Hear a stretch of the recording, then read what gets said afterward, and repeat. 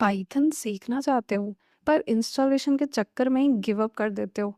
Visual studio, anaconda, path error, समझ नहीं आता ना क्या हो रहा है। आज मैं तुम्हें एक ऐसा टूल दिखाने वाली हूँ जहाँ कोई इंस्टॉलेशन नहीं, डायरेक्ट कोडिंग और फ्री में जीपीयू भी मिलता है। नाम है गूगल कोलैब, तुम्हें पता ही होगा। और इस वीडियो के बाद तुम 5 मिनट में कोडिंग स्टार्ट कर दोगे। अगर तुम बिगिनर हो, कॉलेज स्टूडेंट हो या डेटा एनालिस्ट बनना चाहते हो तो ये तुम्हारे लिए परफेक्ट स्टार्टिंग पॉइंट है। और हाँ, मैं तुम्हें सिर्फ बेसिक्स नहीं, शॉर्टकट्स प्लस प्रो टिप्स भी दूंगी जो 90% लोग स्किप कर देते हैं। गूगल कोलैब एक क्लाउड बेस्ड नोटबुक है, मतलब तुम्हारे लैपटॉप पे कुछ इंस्टॉल नहीं होगा। बस तुम्हें ब्राउजर ओपन करना है और पाइथन लिखना स्टार्ट करना है।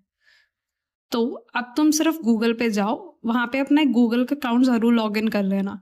वहां जाके लिखो गूगल कोलैब, जो पहला लिंक आएगा उस पर क्लिक करके न्यू नोटबुक ओपन कर लेना और वहां पे लिखना प्रिंट हेलो वर्ल्ड और देखो ये रन हो गया। बस इतना ही करना है। ये जुपिटर नोटबुक जैसा है बट होस्टेड बाय गूगल। अब सवाल ये है कि कोलैब यूज क्यों करें। फर्स्ट, इंस्टॉलेशन का टेंशन खत्म। Second, low and net laptop भी चलेगा। थर्ड, फ्री जीपीयू मिलता है तो मशीन लर्निंग के कोड भी लिख सकते हो। और लास्ट, ऑटो सेव हो जाता है गूगल ड्राइव में।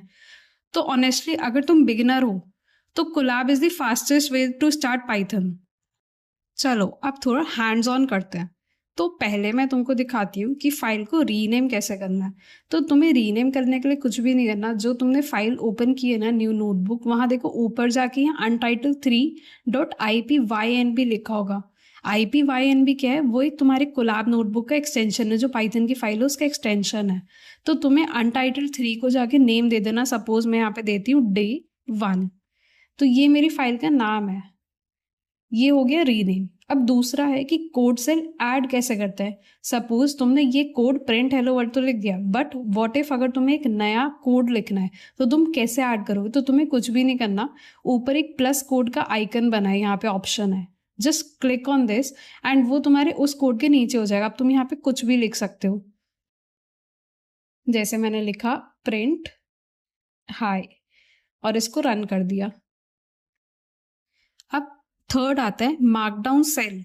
तो मार्कडाउन सेल बेसिकली क्या होता है, वहां पे ना तुम अपने टेक्स्ट लिख सकते हो, कुछ भी कमेंट वगैरह लिख सकते हो।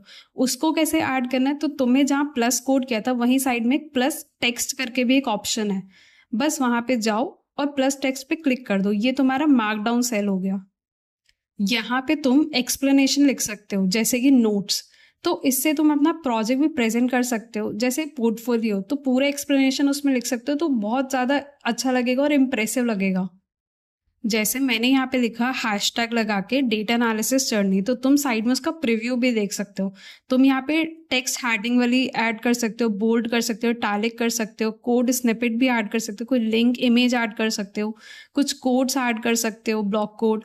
तुम बुलेट पॉइंट ऐड कर सकते हो, कुछ एक्स्ट्रा लाइन ऐड कर सकते हो, इमोजीज ऐड कर सकते हो। तो यहाँ पे काफ़ी सारी चीज़ें तुम्हें मिल जाएंगी। और इसको सिर्फ तुम्हें सेव करने के लिए क्या करना है, शिफ्ट प्लस एंटर प्रेस करना है अपने सिस्टम से। तो ये तुम्हारी एक हेडिंग या टाइटल जैसा बन जाएगा। जो भी तुम्हारा डिस्क्रिप्शन है वो पूरा यहाँ एक्सप्लेनेशन लिख के आ जाएगा।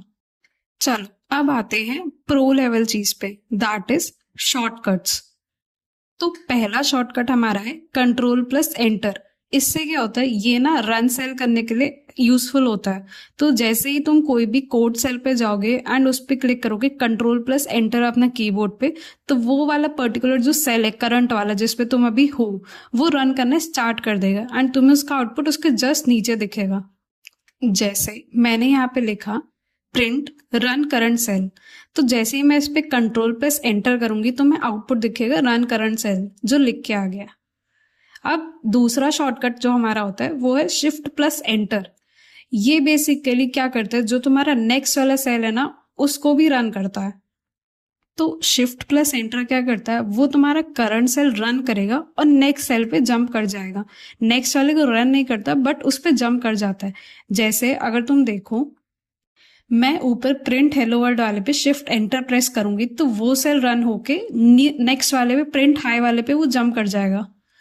देखो यहाँ पे हेलो वर्ल्ड लिख के आ गया और प्रिंट हाई वाले पे तुम्हें एक ब्लू लाइन दिख गई कि मतलब अभी एक्टिव जो है वो नेक्स्ट सेल पे जंप कर गया बट उसको रन नहीं किया उसने।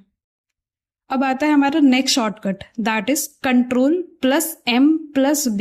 इससे क्या होगा, तुम्हारा न्यू कोड सेल एंटर हो जाएगा, मतलब ऐड हो जाएगा एक नया न्यू सेल।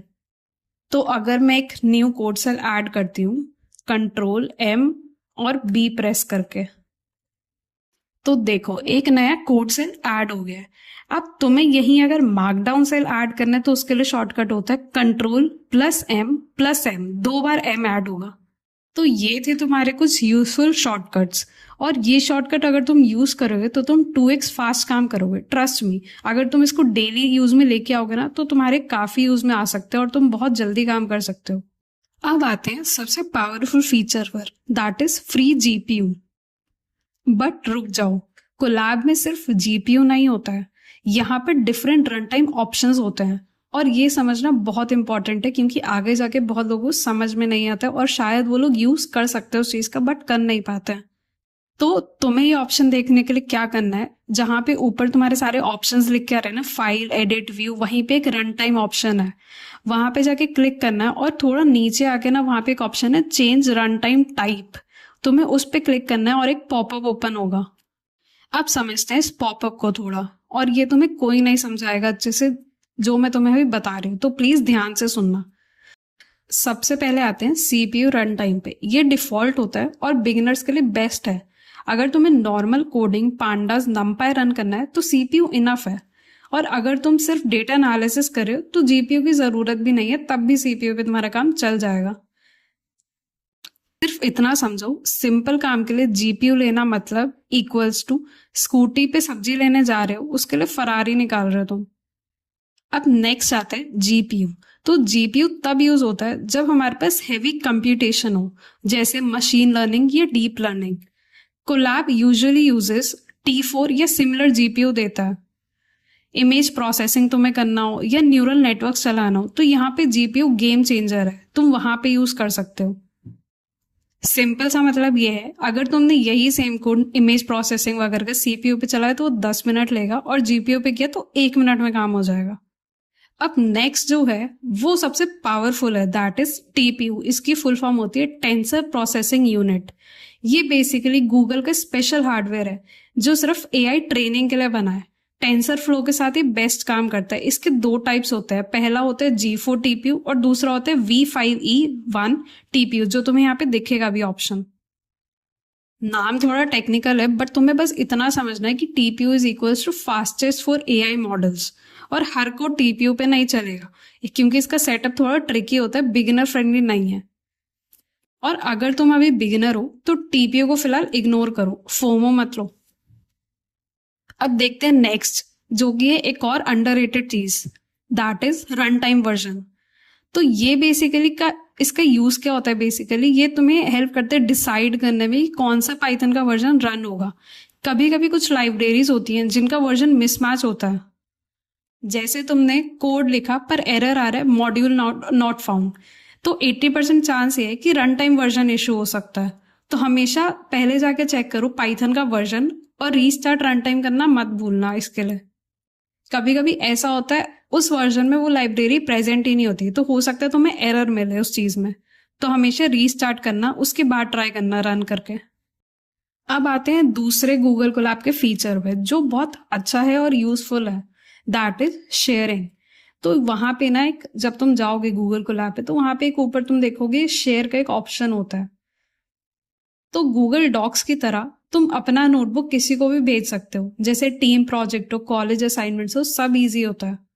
बस तुम्हें यहाँ पे जाके शेयर पे क्लिक करना है। जैसे ही तुमने शेयर पे क्लिक किया तो वहां पे एक पॉपअप ओपन होगा, जो सेम गूगल डॉक्स या कभी तुमने जो भी फाइल शेयर की हो वहां पे तुम यूजर के नेम लिख सकते हो, या फिर वहां से रेस्ट्रिक्टेड हटा के सबके लिए ओपन कर सकते हो, व्यू के लिए, एडिट के लिए, और कॉपी लिंक करके बस इजीली किसी को भी सेंड कर सकते हो। अब एक इंपॉर्टेंट चीज जो बिगिनर्स मिस करते हैं, फर्स्ट इज रन टाइम कभी कभी डिस्कनेक्ट हो जाता है तो डेटा ना लॉस्ट हो सकता है तुम्हारा। ये जो तुम्हें ऊपर रैम और डिस्क दिख के आ रहा है ना, ये होता है हमारा रन टाइम जो हमें दिखाता है। अगर ये बाई चांस डिस्कनेक्ट हो गया तो तुम्हारा अगर कुछ भी यहाँ पे लोकल डेटा होगा वो सेव नहीं होगा, वो लॉस्ट हो सकता है। तो हमेशा याद रखना जो भी चीजें करो तो उसको सेव कर लो। ये बहुत बार इशू आ जाता है अगर तुम्हारा वाईफाई का कनेक्शन स्लो है, इंटरनेट स्लो है, तो डेटा लॉस्ट हो जाता है क्योंकि रन टाइम डिस्कनेक्ट हो जाता है। तो तुम्हारा जितना भी डेटा होगा या कोड भी लिखा हुआ होगा, कोई भी मार्कडाउन सेल होगा, वो सब लॉस्ट हो जाएगा, तुम्हें नहीं दिखेगा अगर तुमने रिफ्रेश कर दिया। अब नेक्स्ट इंपॉर्टेंट चीज है, लोकल फाइल्स कभी भी सेव नहीं होती। इसका क्या मतलब है, यहाँ पे तुम देखो गुलाब में साइड में एक फोल्डर बन के आ रहा है।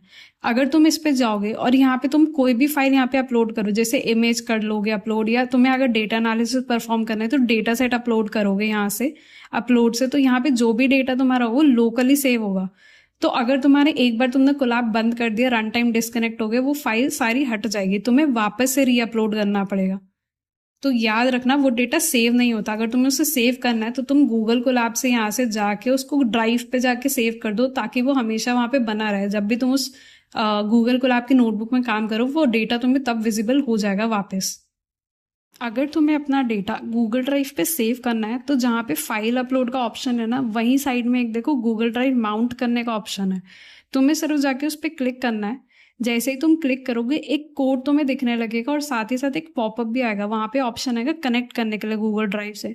तो उस पर जाके क्लिक करके अपनी जो भी गूगल की आईडी तुम्हारी लिंक करनी होगी तुमको, उससे कर लेना, और वहीं पे जाके वो जो तुम्हारी पूरी नोटबुक होगी वो सेव हो जाएगी, सो दैट तुम्हारा कोई भी डेटा लॉस्ट नहीं होगा आगे।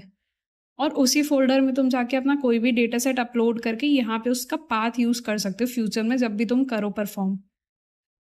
तो अब तुम रेडी हो पाइथन स्टार्ट करने के लिए बिना इंस्टॉलेशन के।